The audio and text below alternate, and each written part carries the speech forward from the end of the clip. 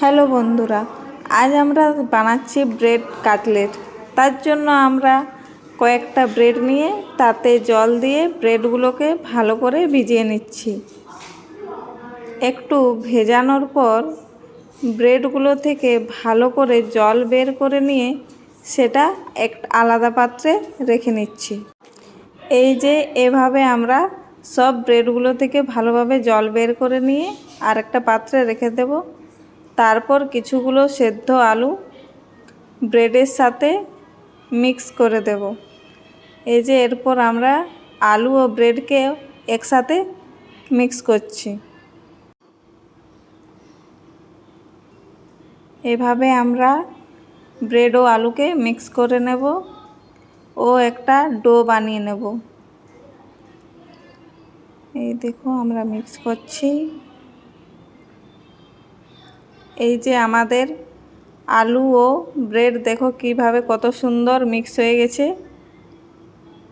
আপনারা দেখতেই পাচ্ছেন।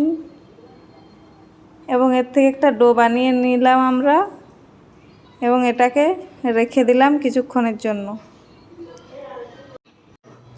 এরপর গ্যাসের ওপর প্যান বসিয়ে নিয়ে তাতে কয়েকটা বাদাম ভেজে নেব।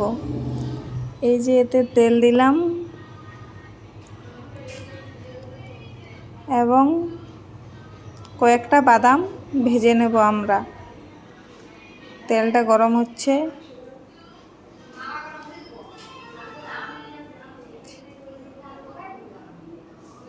এরপর কয়েকটা আমরা বাদাম দিয়ে দিলাম এটাতে। এর হালকা তেলে এটাকে ভেজে নেব লো ফ্লেমে।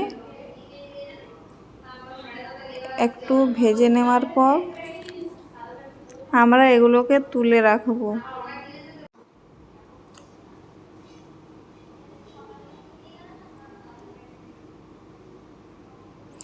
এ দেখো আমাদের ভাজা হয়ে গেছে এবং এগুলোকে আমরা একটা বাটিতে তুলে নিচ্ছি।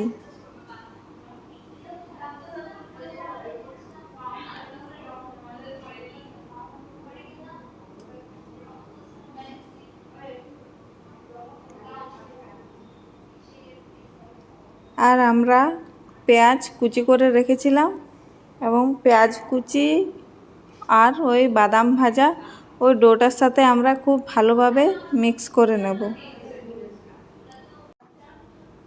এরপর এটাতে বাদাম দিয়ে দিলাম ও এগুলোকে মিক্স করতে থাকব। আমরা এগুলো মিক্স করতে থাকব। বাদামগুলোকে দুভাগে ভাগ করে দেব এবং এটা খুব ভালোভাবে মিক্স করতে হবে। এবং এটাতে কিছু পরিমাণ মশলা দিয়ে দেব, কিছু পরিমাণ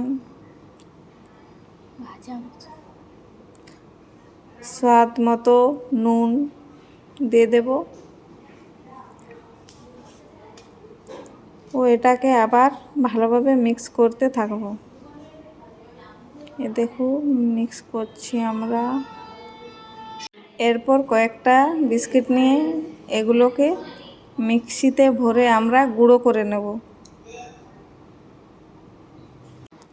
এই যে বিস্কুটগুলোকে ছোট ছোট টুকরো করে মিক্সিতে ভরে নিয়েছি এবং গুঁড়ো করে নিয়েছি এবং হাতে কিছুটা তেল নিয়ে এই যে এরপর ডো থেকে আমরা কিছুটা পরিমাণ নিয়ে সাইজ করে এভাবে ছোট ছোট বানিয়ে নিচ্ছি।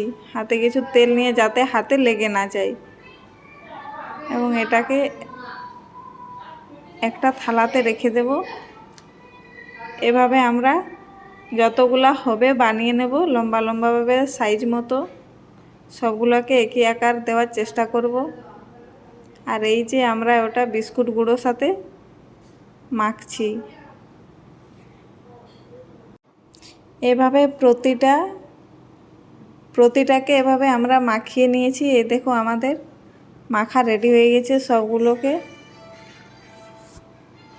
এরপর আমরা আরেকটা পাত্র ইন্ডাকশানে বসিয়ে তার মধ্যে সাদা তেল দিয়ে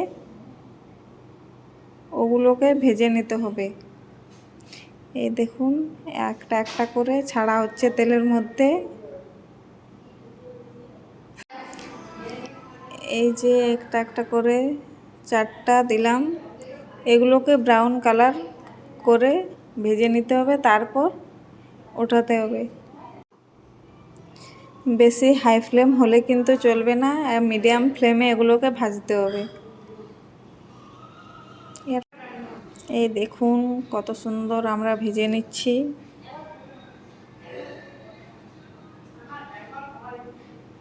এই দেখুন আস্তে আস্তে আমাদের কালার হচ্ছে ব্রাউন কালার। এই দেখুন ব্রাউন কালার হয়ে গেছে। এরপর এগুলোকে আমরা তুলে নেব। এই যে আবার আর একটা একটা করে তেলের মধ্যে ছেড়ে দেব।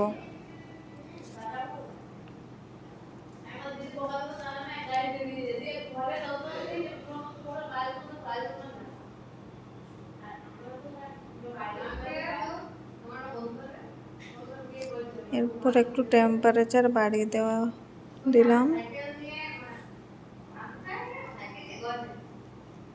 এভাবে সবগুলোকে আস্তে আস্তে করে ভেজে নেব। এই দেখুন আমাদের সবগুলো ভাজা হয়ে গেছে এবং এগুলো আমরা টমেটো কেচাপের সাথে পরিবেশন করব। সবগুলো কিন্তু দারুণ মুচমুচে হয়েছে এবং খেতেও খুবই সুস্বাদু।